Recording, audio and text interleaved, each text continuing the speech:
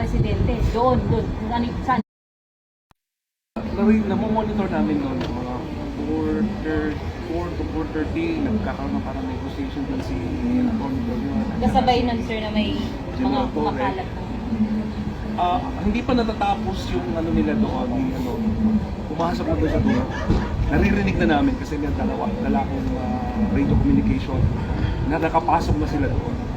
And sunod doon, may sumabog na tear gas, boom! Gano'n eh. So, nagkakagulo na doon sa area na yun. Tapos dito sa amin, dumating na yung mga marami ng mga movie. Then, yun na nga, binubutas na nila. Tapos doon na sir pumapasok. Yes, yes. Hindi na namin mapigilan kasi sobrang dami. Tapos sir, ang na-alerto yung armado mga residente doon, kung ano, saan pinakamalapit na yung binutasan, yung mga residente. Yes, kasi community kasi ito eh. Dito na nakatira. Ano sir yung kung may maalala na kayo or baka may nagkwento, anong sinabi ng mga pulis nung pumasok sila dito?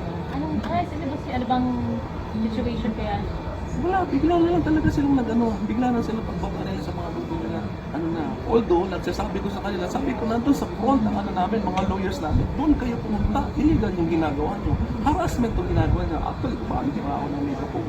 Sabi ko, illegal yung ginagawa nyo, harassment. Andun na mga lawyers namin sa front, bakit dito kayo papasok habang ina-grind nila yung electric grinder man siguro, para may dala silang generator. Butas na pagkabutas sa isa, butas na naman sa pangalawa, pangatlo. Eto sir, yung mga Yes, yung fence na yan. Airport na yan eh. Makikita nyo to, pwede nyo makita doon. Okay. So, kumusta sir, may idea? Yung mga, syempre, baka may traumang nakuha yung mga residente. Nung nangyari yun, kumusta sir? Trauma talaga kasi kami dito may matanda, mga actually ako nga umabot na yung baby ko ng sobra na 180 or 100. And maraming matanda bata namin dito. Kasi nga na dito, pamilya yung nandito eh.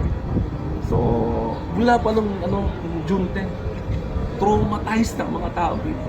Meron lang kami makitang pulis, meron lang kami dito sa airport, kawawa yung mga bata namin. Kasi kailan nagsimula yung nakulong na? Yung mga, kayo, may mga miyembro dito. Nung time ng pagpasok nila, wala na kami mga... Ano na yun sir, parang napalibutan na? Yes, bigla. Simultaneously, lahat ng area. So sir, lahat ng gates Nauna may... dito, nauna doon sa dulo, dito. Doon sa front. Doon sa front, medyo mais pa ng konti. Pero nung pagpasok na lahat, wala na, hindi na kayo makagalaw. So kaya ba sir, meron pang ilang mga, nakatakas pa? May mga nakalabas pa sa gate during that time? Meron ba? Walang lumabas sa amin. And this, sorry kasi nung Monday lang ako nakarating dito. Pero may mga miyembro tayo ng simbahan na nasa labas na. So kailan kaya sila nakalabas? Yung natin, timeline. Dalawa kasi naman, merong iba na nasa labas talaga ng lamang. Meron din dito sa loob. Kasi During that time, yes, sir. during that time, before yung raid nila na ginawa. Hindi mo kasi masabi na sila eh. Hindi mo masabi na nag-serve sila eh. Kasi yung serve nila, saka yung kilos nila, hindi sila tumupad doon sa batas. Pero isipin mo, nandoon ang pag-usap ng lawyer. Pero dahan-dahan nila pinapasok yung mga gamit. So yung mga tao na nandito dito, nag-aantay lang naman sa kanila. Wala namang kami mga baril, wala naman lahat kasi sinurrender na. At saka na sa amin yun, pagka papasok sila at dalang warrant of arrest, papasukin sila.